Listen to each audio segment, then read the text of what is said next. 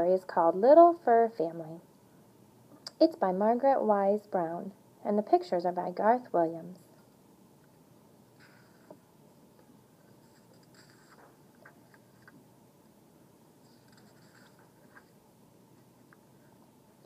There was a little fur family, warm as toast, smaller than most, in little fur coats, and they lived in a warm wooden tree.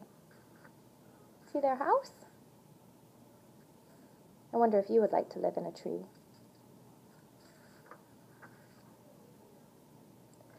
The little fur father said good morning one day, put on his hat, and went away, out into his little fur world. See his hat? What else is he putting on? The little fur mother bathed her fur child, and off he went to play in the wild wood where they lived. There he goes. Looks like he's taking a toy. It was a wild, wild wood.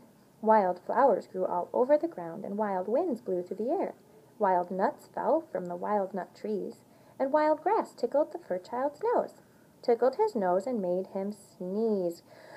Ka-choo! Do you see the little bear? I wonder what he'll do next.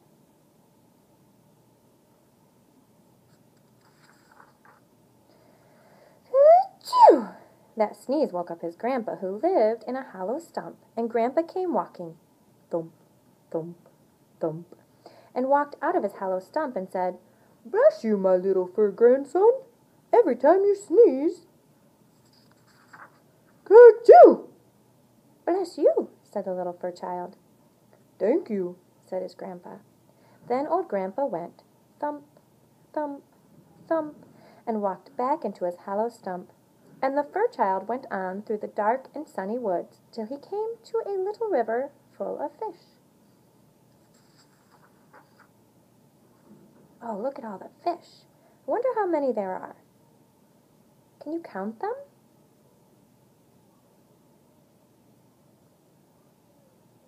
I think I even see some down here. Little shadows of fish. The fish didn't have any fur, and they didn't have any feet, and they swam around under the river. The little fur child watched them for a long time. What do you think he's going to do now?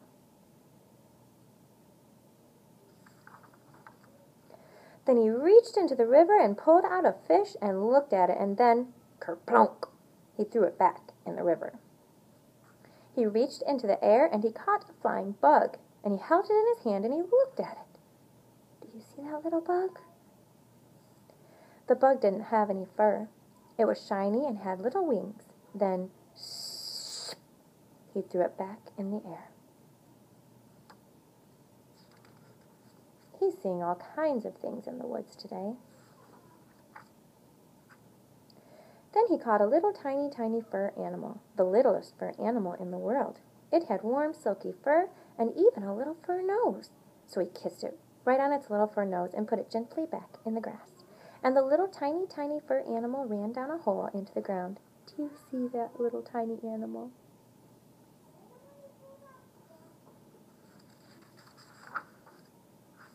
The sun went down beyond the river. The sky grew wild and red, and the little fur child turned around and ran for home. Do you see his house?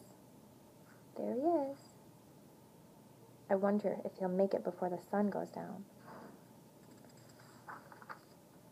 And just as the darkness got very dark, he bumped into his big fur mother, and she took her little fur child home in her arms and gave him his supper. Oh, look. What do you think he's going to eat for supper?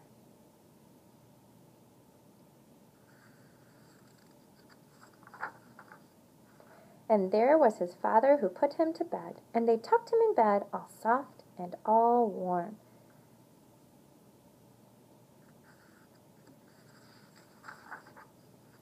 And they held his paw and they sang him a little song.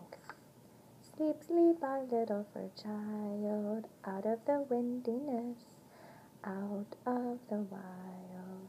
Sleep warm in your fur all night long, in your little fur family. This is a song. The end. Do you think he'll have another adventure tomorrow?